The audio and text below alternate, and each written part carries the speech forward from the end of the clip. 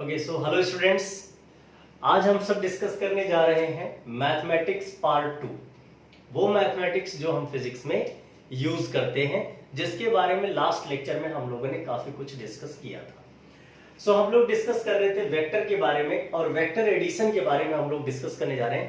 Vector addition के बाद हम वेक्टर मल्टीप्लिकेशन डिस्कस करेंगे, बट वेक्टर एडिशन में टोटल 4 मेथड्स हैं जिसमें हम 2 वेक्टर या 2 से अधिक वेक्टर्स को ऐड कर सकते हैं, जिसमें पहला है ट्रायंगल लॉ, दूसरा है लॉ ऑफ पैरेललोग्राम।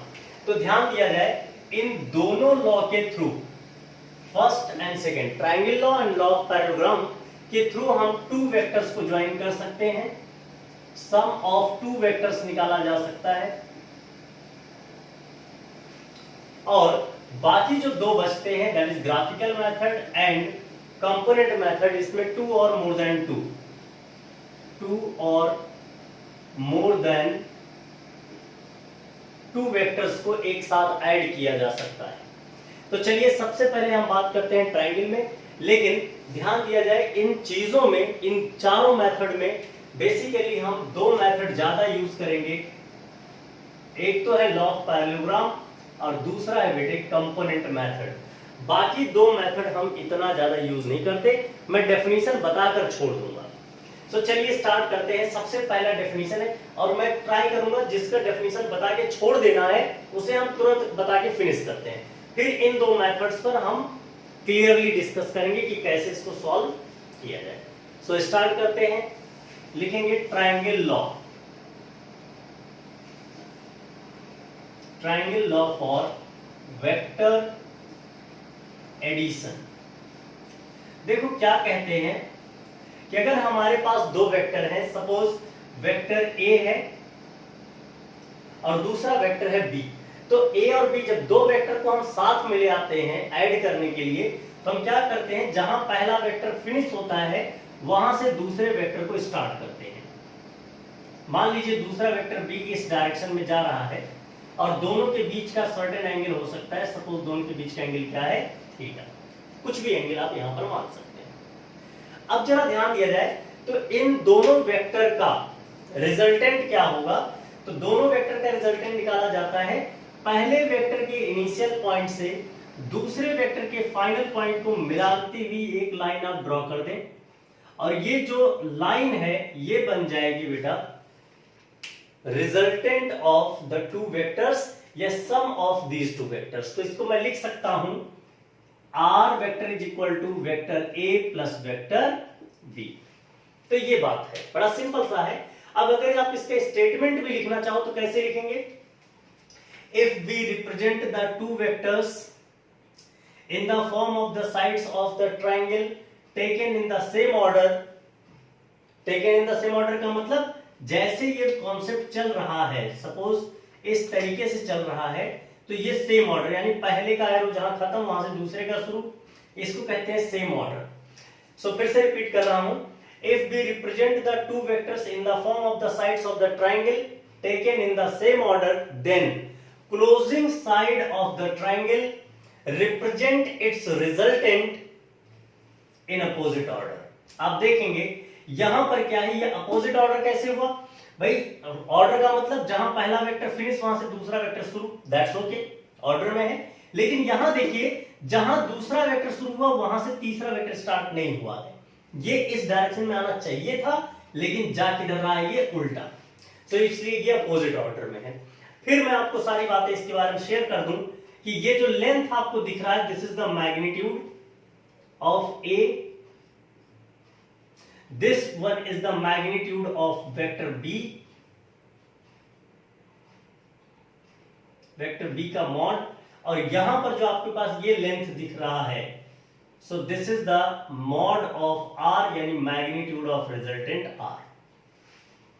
और डायरेक्शन क्या होगा बेटे, तो ध्यान दिया जाए, ये जो पहले वेक्टर के साथ एंगल का फॉर्मेशन करता है, that angle creates the direction. So चलिए इस बात को पूरा स्टेटमेंट के फॉर्म में लिख लेते हैं। लिखिएगा, if 2 vectors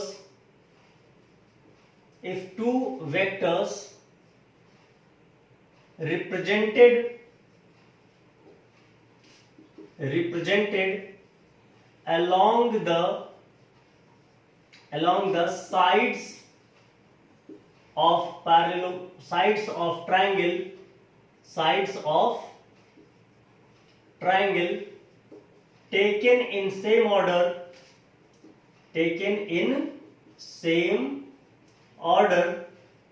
then closing side of triangle represent its resultant taken in opposite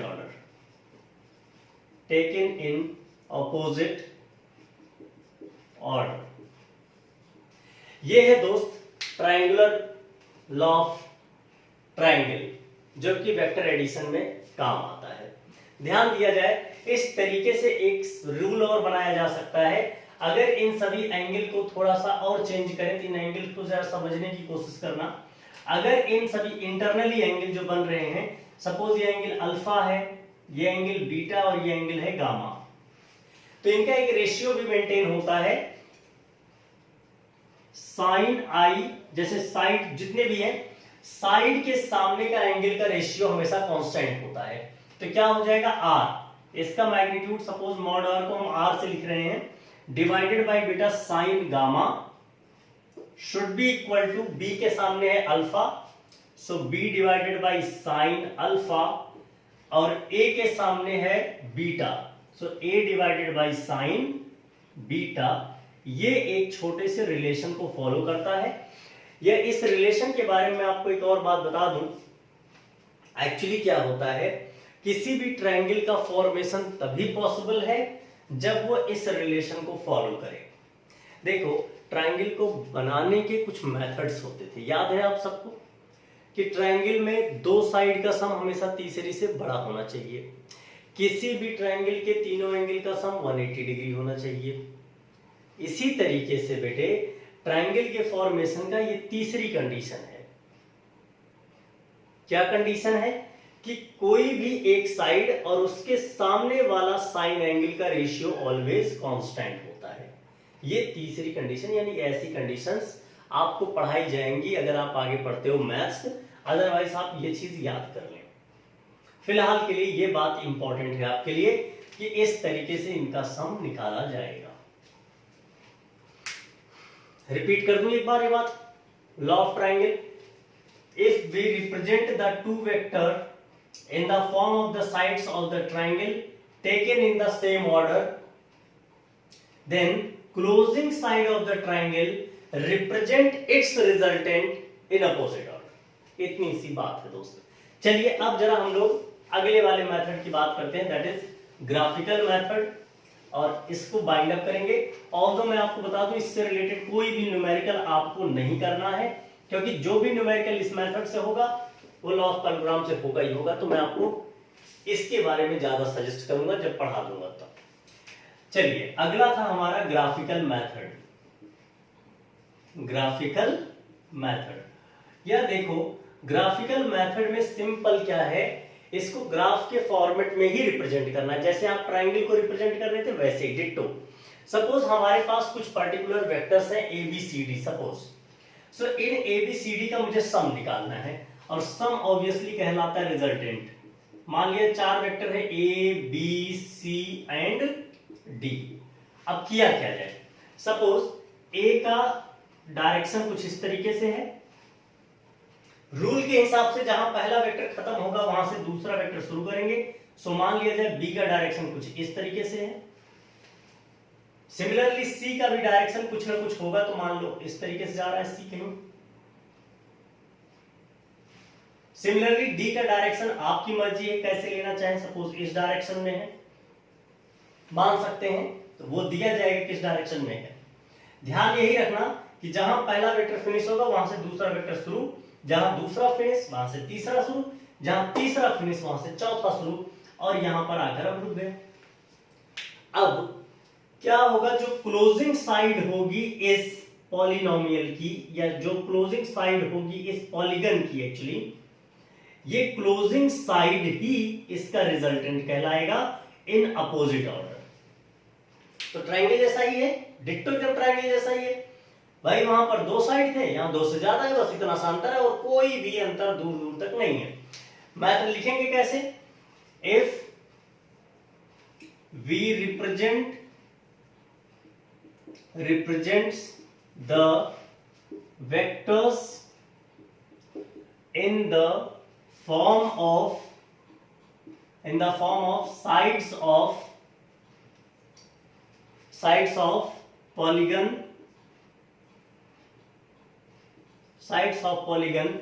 taken in the same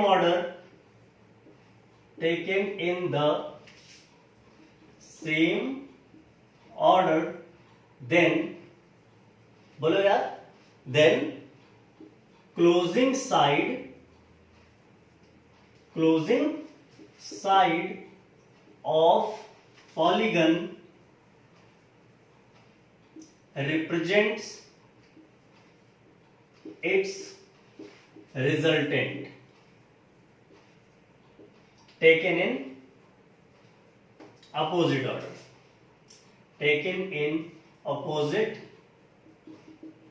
order, भाई इतनी सी कहानी है और कोई बात नहीं। फिर आप कहोगे यार फिर ऐड कैसे करें? भाई ये कहानी समझ में आ रहा है, लेकिन ऐड कैसे करें? तो ऐड करने के लिए कुछ भी नहीं भाई, आपको एंगल दिए चले जाएंगे। आप क्या करेंगे? साइड ए को रिप्रेजेंट करेंगे स्केल से, साइड बी को भी स्केल से, सी को स्केल से, डी को स्केल से। मान लिया जाए ये सब फोर्सेस हैं, 4 फोर्सेस हैं। अगर ये 4 फोर्सेस हैं, सपोज ये 5 न्यूटन है, 3 न्यूटन, ये 2 न्यूटन, ये 3 न्यूटन, और एंगल सबके दिए गए, किसी से एंगल भी ये सब लगे हैं। तो इसका जो रिजल्टेंट आएगा वो निकालोगे तो पहले क्या करोगे? इन दोनों को मिलाओगे, जितना भी लेंथ आ गया तो 1 newton is equal to 1 centimetre लगा के पता कर लेंगे कितना सेंटीमीटर है, और जितना सेंटीमीटर हम कह देंगे भाई रिजल्टेंट भी उतना न्यूटन आएगा। तो आप एक चीज यहां से देख सकते हैं, दो चीज को ऐड करने से जरूरी नहीं है कि जो ऐड होकर आ रहा है वो बड़ा हो। बात को रिपीट कर रहा हूं, नॉर्मल अलजेब्रा क्या कहता है दोस्त, कि जब दो चीजों को मिलाओगे, जब दो चीजों को ऐड करोगे तो वैल्यू बढ़ेगी। वेक्टर कहता है बिल्कुल नहीं, दो चीजों को मिलाने से वो छोटी भी हो सकती है और बड़ी भी हो सकती है। जरा इस बात को थोड़ा समझने लायक है। जैसे आपसे अगर कहा जाए बेटा जी, ध्यान सुनिएगा, कि 5 + 3 = 8 होता है। हाँ, नॉर्मल बोलचाल में बिल्कुल ठीक है, लेकिन वेक्टर के फॉर्म में इसकी वैल्यू चेंज होती है। 5 + 8 की वैल्यू, ध्यान समझिएगा बेटा, ये मैक्सिमम 8 हो सकता है, मैक्सिमम 8 हो सकता है, और मिनिमम इसकी वैल्यू 2 आ सकती है। 5 + 3 बात को समझने लायक है कि कैसे ये हो सकता है। फिर से रिपीट कर रहा हूं, मैक्सिमम 8 हो सकता है और मिनिमम 2 हो सकता है। आप समझ सकते हैं कितना ज्यादा डिफरेंस है। कैसे होता है ये सारी सिचुएशंस को हम लोग देखेंगे अब चल करके। तो ध्यान जरूर रखिएगा, एडिशन का मतलब ये नहीं बड़ा होना, यहां सब्ट्रैक्शन का मतलब भी बड़ा हो जाता है। एडिशन छोटा है, सब्ट्रैक्शन बड़ा है। कैसे होता है वो सब अब हम लोग सीखने आपसे जा रहे हैं। ऑल्दो अब चलिए हम लोग उस रूल पर चलते हैं बेटे, जो आप सबको काफी आगे ले जाने वाला है। सो हेडिंग डालेंगे बेटे, बहुत ही important point, law of parallelogram. आपके एग्जाम में भी बेटे डायरेक्टली इसे पूछ लिया जाता है। सो हेडिंग डालेंगे law of parallelogram, law of parallelogram. ध्यान देना, वेक्टर एडिशन का एक कॉन्सेप्ट है। मान लिया जाए हमारे पास दो वेक्टर हैं, vector A and vector B. Vector A को हमने इस तरीके से रिप्रेजेंट किया है, आपको सारी बातें बता दें। और वेक्टर बी, सपोज इससे कुछ एंगल बना रहा है, consider the angle formed by the vector B is theta. आपको इन दोनों का रिजल्टेंट बताना है। तो रिजल्टेंट बताने से पहले आपको करना क्या होगा कि इसको एक पैरेललोग्राम के फॉर्म में रिप्रेजेंट करें। आपके पास दो साइड अवेलेबल है। पैरेललोग्राम क्या होता है बेटे, इसके अपोजिट एक इसके पैरेलल लाइन ड्रॉ कर दें लाइक दिस।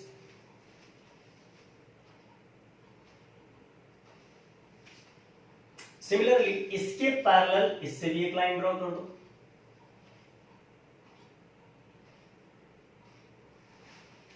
अब ये आपके सामने क्या बन गया बेटा, एक पैरेललोग्राम। तो इनका ये कहना है कि diagonal passing through the point of concurrency, diagonal passing through the point of concurrency represent its resultant. भाई ये जो दो वेक्टर थे, vector A and vector B, अगर वो वेक्टर बी है तो ये भी वेक्टर बी है, और दोनों के बीच अगर ये थीटा है तो करेस्पॉन्डिंगली ये भी थीटा ही है, ये तो पता ही है हम सबको। तो ध्यान देना, जहां से ये दोनों वेक्टर निकलते हैं ऐसे पॉइंट को नाम दिया जाता है बेटा point of concurrency, point of concurrency. तो ये क्या कहते हैं, फिर से इस बात को पूरा ध्यान से देखिएगा। If we represent the two vectors in the sides of the parallelogram, then the resultant, then diagonal passing through the point of concurrency represent its resultant। पहले मैं स्टेटमेंट समझाता हूं, फिर आगे इस चीज को हम लोग डिराइव करेंगे। इधर मैं स्टेटमेंट लिखने जा रहा हूं, लिखेंगे if be according to law of parallelogram, if be represent two vectors in the form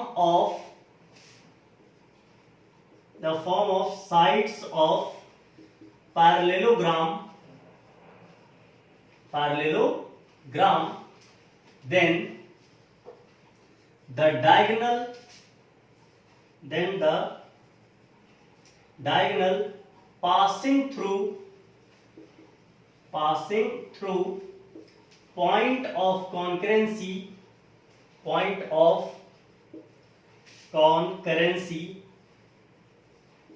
represent its resultant, this is the statement। मतलब क्या होगा, ये जो r होगा, r vector, that will be equal to vector a plus vector b। बेटे ध्यान रखना, अब अगर r एक वेक्टर क्वांटिटी है, a और b एक वेक्टर क्वांटिटी है, तो इसके पास दो चीजें होंगी, एक तो मैग्नीट्यूड और दूसरा है डायरेक्शन। तो पहले हम मैग्नीट्यूड निकालने की कोशिश करेंगे, फिर डायरेक्शन। मैग्नीट्यूड निकालने के लिए बेटा हम क्या करते हैं, आपको पता है मैग्नीट्यूड का मतलब लेंथ, मैग्नीट्यूड का मतलब लेंथ ही तो है। तो अगर मुझे r की लेंथ निकालनी है तो हम करेंगे क्या बेटा, एक इस पर परपेंडिकुलर लाइन ड्रॉ कर देंगे। अब आप जरा ध्यान दिया जाए, यहां पर जो पॉइंट्स हैं, सपोज ये पॉइंट है O, इसका नाम है सपोज X, Y, Z। ध्यान से देखिएगा बेटा जी। तो मैं बात करूंगा इन ट्राइंगल, मैं बात किसके लिए सबसे पहले करने जा रहा हूं, मैग्नीट्यूड के लिए। क्यों, क्योंकि मैग्नीट्यूड तो भाई ये लेंथ ही होती है, एरो हमारा डायरेक्शन होता है, उसे हम एंगल से निकालते हैं। चलिए, फॉर मैग्नीट्यूड इन ट्राइंगल, सबसे पहले किस ट्राइंगल की बात करेंगे, इन ट्राइंगल OYZ।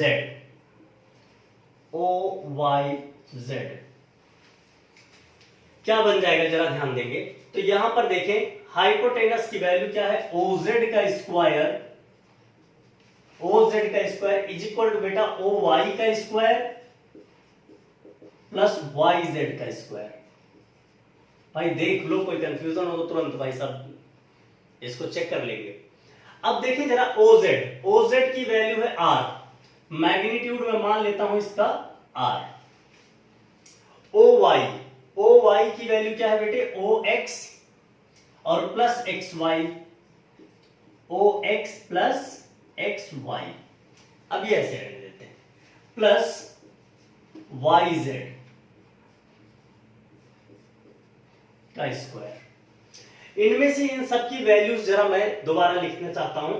देखो ये वैल्यू B है, तो इसकी वैल्यू क्या होगी, इसकी वैल्यू क्या होगी, ये हम सबको पता है। हमने बेसिकली मान लिया जाए इसकी वैल्यू आपने लिया है a और इसकी वैल्यू है b।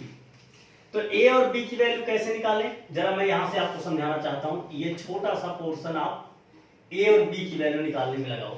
a का मतलब xy, b का मतलब yz। अगर मैं आपसे कहूं कि sine theta is equal to, तो आप तुरंत कह दोगे परपेंडिकुलर अपॉन हाइपोटेनस। परपेंडिकुलर का मतलब yz अपॉन हाइपोटेनस का मतलब हुआ b। So yz is equal to b sine theta. मिल गया आपको। सिमिलरली अगर मैं आपसे cos थीटा पूछता तो आप क्या बताते भाई, base upon hypotenuse. So xy by b। भाई साहब xy की वैल्यू क्या हो जाएगा, सो b cos थीटा। अब जो वैल्यूज आपने यहां से निकाली हुई हैं, ये वैल्यू हमारे यहां काम आने वाली है। सो पुट करते हैं उन वैल्यू को। सबसे पहले ox की वैल्यू किसके इक्वल बा, a के इक्वल, प्लस xy, देखो वहां ध्यान से, सो b cos थीटा का होल स्क्वायर, प्लस yz का भाई साहब ये रहा, और इसकी वैल्यू वहां से देखो बेटा, सो b sin थीटा का होल स्क्वायर। अरे आया नहीं आया यार, ये बड़ा इंपॉर्टेंट बात है भाई। सो चलिए अभी जस्ट होल स्क्वायर को ओपन कर लो। So a square plus b square cos square theta plus 2ab cos theta, और अब इसे ओपन करते हैं तो b square sine square theta. यार ध्यान देना, b square cos square theta, b square sine square theta, b square common आ जाएगा, sine square theta plus cos square theta is equal to 1। याद है आप सबको। इस चीज को जरा मैं अगली लाइन में दिखाई देता हूं। a square plus b square, इन दोनों में से common, cos square theta plus sine square theta plus 2ab cos theta, ये बना R square. Hence R square is equal to a square plus b square, क्योंकि इसकी वैल्यू होती है बेटा जी 1, plus 2ab cos theta. Finally r is equal to आ जाएगा under root of a square plus b square plus 2ab cos theta. भाई साहब बहुत ध्यान से इस बात को देख लेंगे, लिख लेंगे। ये तो हो गया बेटा इसका मैग्नीट्यूड। अब बात करते हैं डायरेक्शन की।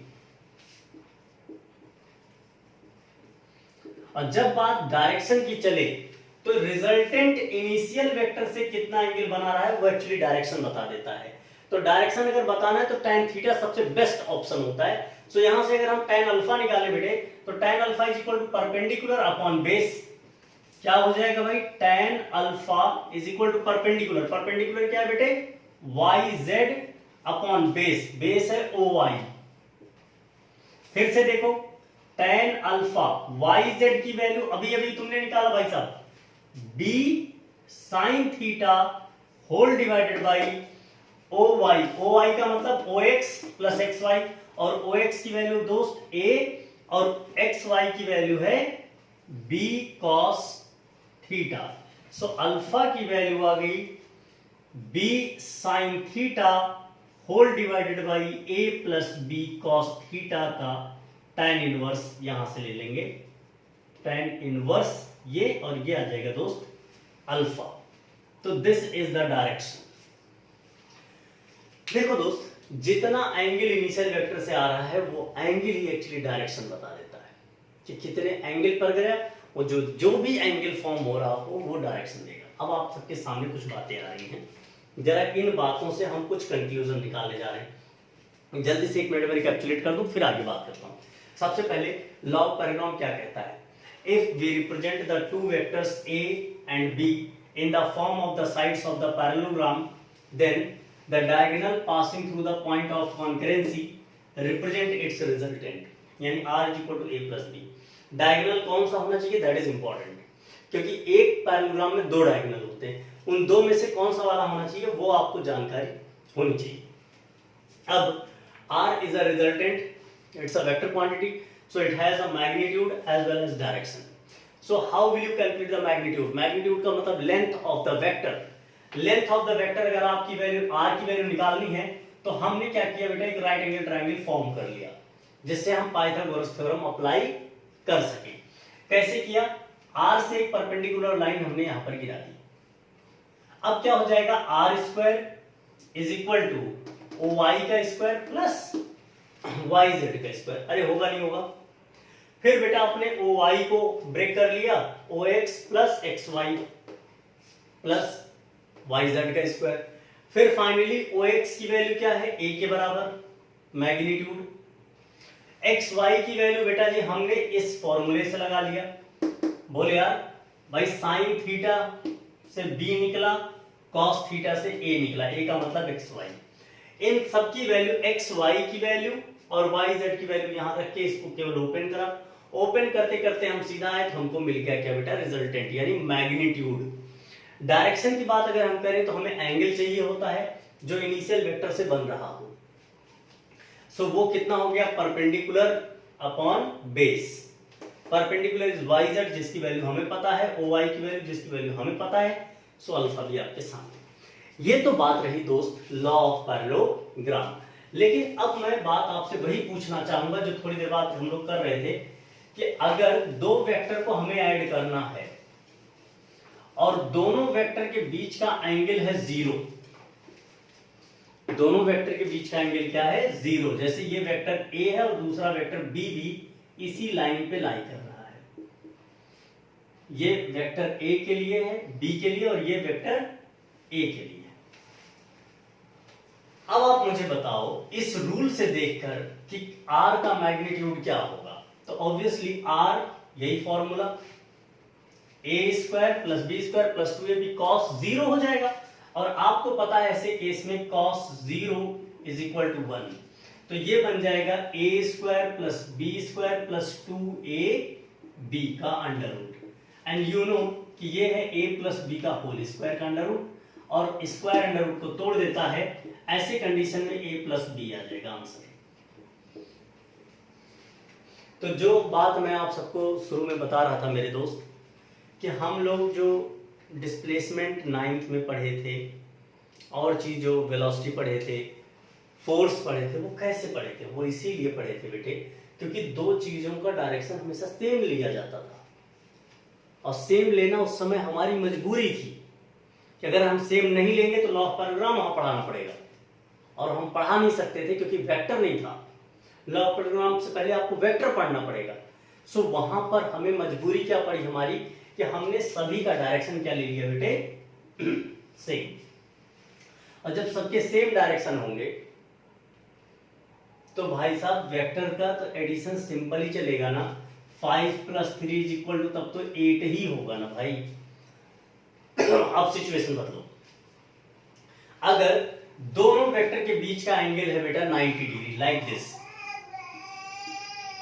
अगर वेक्टर को देखते चलेंगे इसमें, सो चलिए बात करते हैं अगर दो वेक्टर्स को परपेंडिकुलरली ऐड किया जाए तो क्या होगा। सपोज ये वेक्टर ए है और ये हमारा वेक्टर बी है, और दोनों वेक्टर को हम ऐड करने जा रहे हैं और दोनों के बीच का एंगल क्या है बेटे, 90 डिग्री। तो फॉर्मूला में कोई भी चेंज नहीं आएगा। क्या बन जाएगा बेटा, A square plus B square plus 2ab cos 90। भाई यही तो होगा, और cos 90 की वैल्यू 0, तो ये होल क्वांटिटी 0। अब फाइनली आपके सामने आ जाएगा under root of A square plus B square. यार इस बात को थोड़ा ध्यान से देखो, क्या पाइथागोरस थ्योरम ही नहीं निकल आया? एग्जैक्टली वही है। इसका मतलब अगर इसकी वैल्यू 3 होती और इसकी वैल्यू 4 होती, ऐड करने पे नॉर्मल एडिशन पे तो 3 + 4 = क्या होता है बेटा, 7। लेकिन यहां कितना आएगा, 3 का स्क्वायर प्लस 4 का स्क्वायर का under root, that will be 5। आप देखें एडिशन में वैल्यू आई डिफरेंट। फिर से अगर ये दोनों वेक्टर एक ए की पीछ आगे जा रहा होता और बी पीछे जा रहा होता, अब क्या हो जाता बेटे, ऐसे कंडीशन में थीटा की वैल्यू आ गई 180 डिग्री। 180 के आते ही बेटे cos 180 की वैल्यू हो जाती है -1। ऐसे कंडीशन में r की वैल्यू सॉल्व करने पर आएगा a - b। आप समझे? फिर हम दो वेक्टर को ऐड करने जा रहे हैं, a वेक्टर और b vector. Suppose same vector होता 3 और 4 का, आंसर आना चाहिए था 7, लेकिन आंसर आएगा a - 3, 4 - 3 या 3 - 4।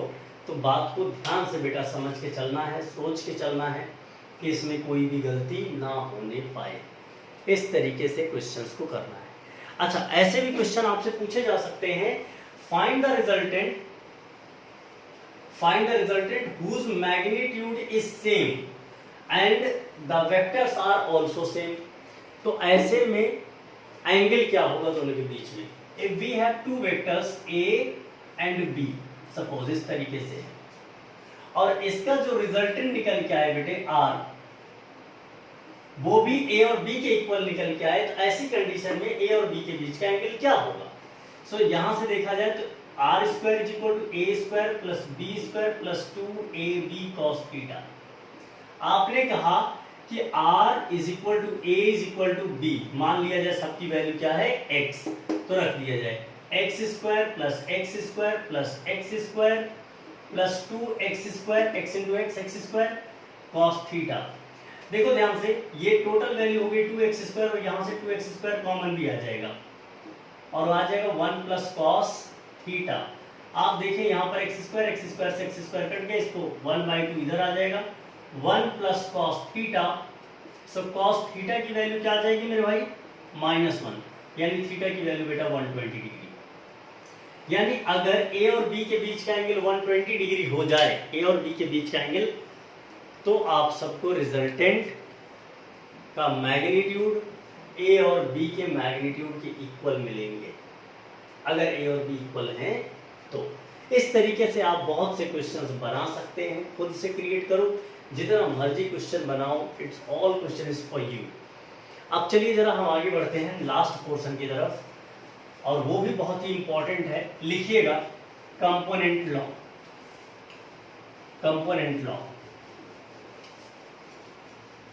देखो यार वीडियो थोड़ी सी लंबी तो होगी ये वाली, रीजन ये है कि law of parallelogram, component law, ये आपके थ्रू आउट सब्जेक्ट में रहने वाले हैं, इसलिए इनको थोड़ा डीपली समझना जरूरी है।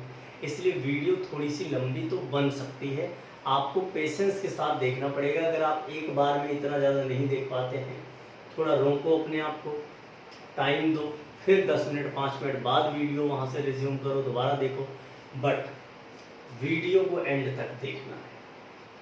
अदरवाइज इस वीडियो को देखने का कोई बहुत फ़ायदा नहीं पाओगे बेटे, और अगर इस वीडियो से फ़ायदा हम नहीं उठा पाए तो हमारी मेहनत, आपकी मेहनत, सारी मेहनत वेस्ट हो जाएगी, वो नहीं होने देना है, हमें सीख के चलना है। तो चलिए कंपोनेंट लॉ में बात करते हैं। ध्यान देना बेटा, कंपोनेंट का मतलब क्या होता है? किसी एक वेक्टर को, उनको डिफरेंट डिफरेंट कंपोनेंट्स में तोड़ देना, डिफरेंट टुकड़ों में तोड़ देना।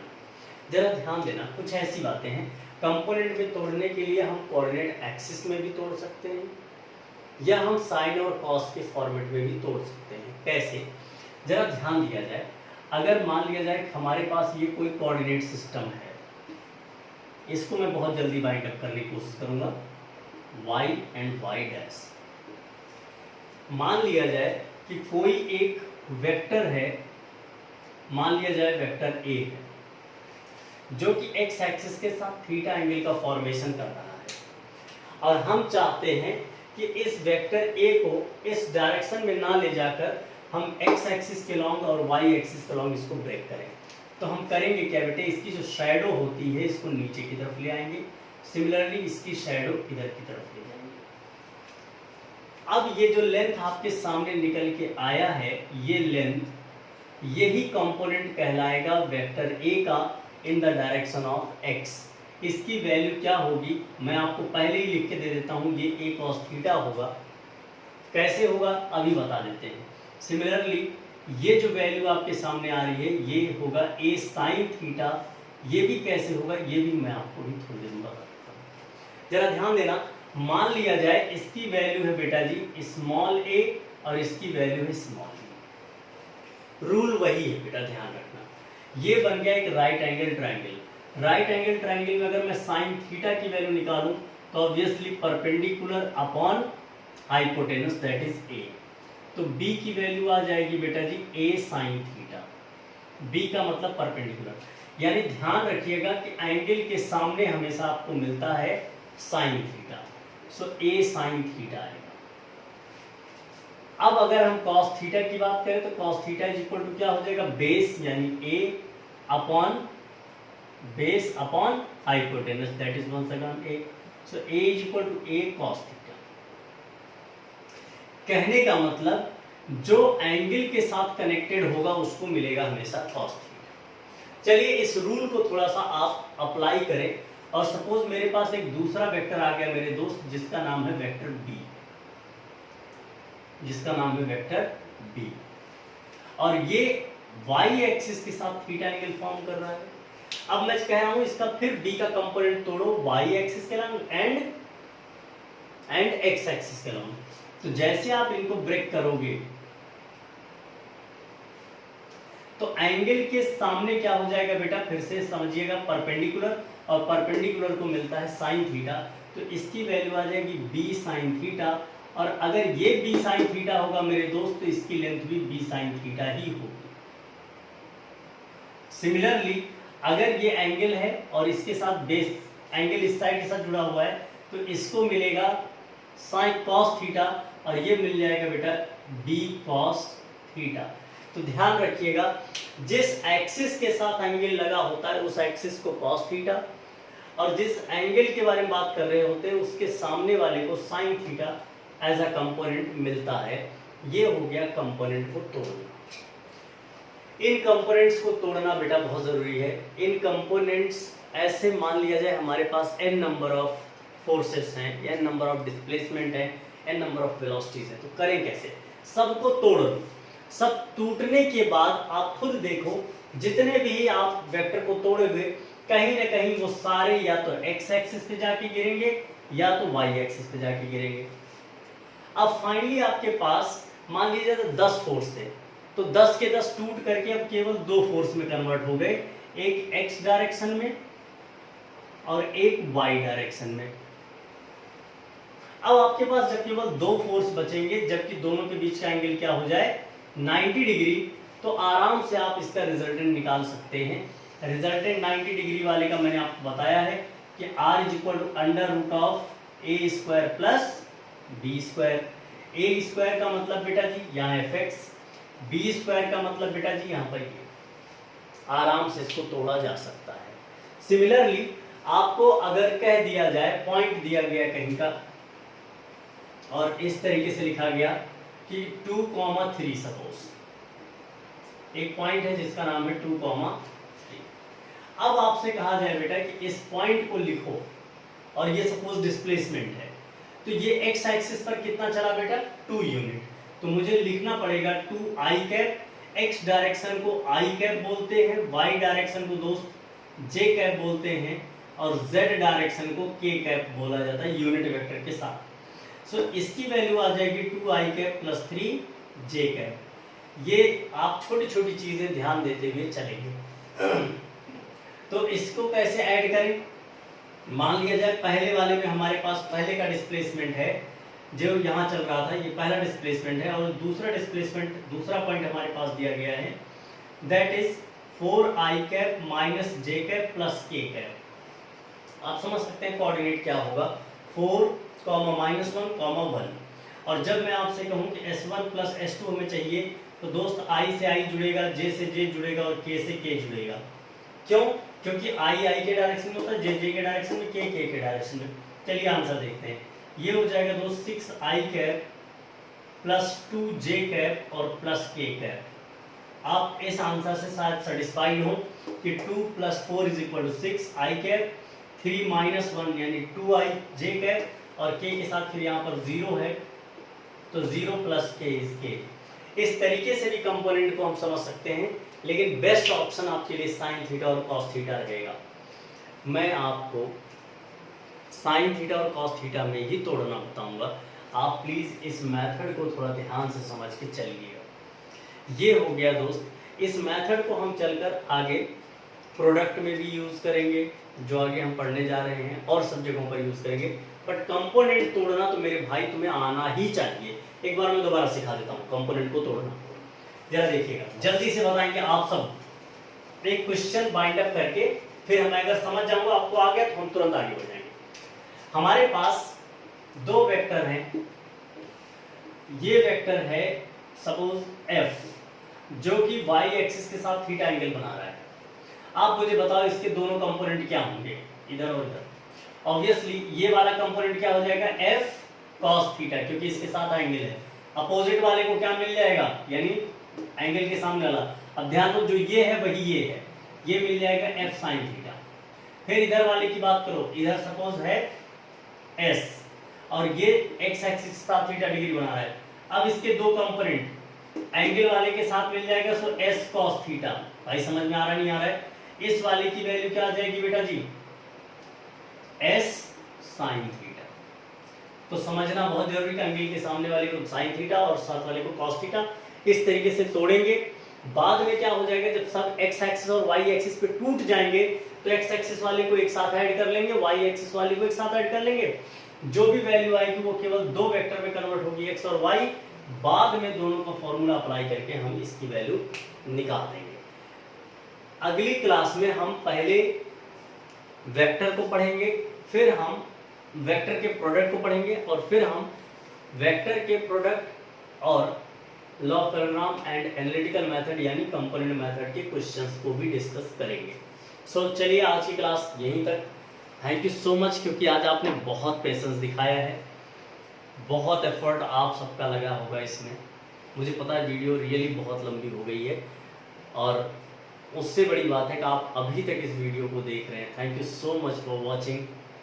प्लीज़ ऐसे ही पढ़ते रहो, आगे बढ़ते रहो, जिससे हम दोनों का जो पर्पज़ है एक साथ ग्रो करने का वो साथ में बढ़ता है। थैंक यू सो मच दोस्त, have fun, enjoy. Thank you so much, thank you.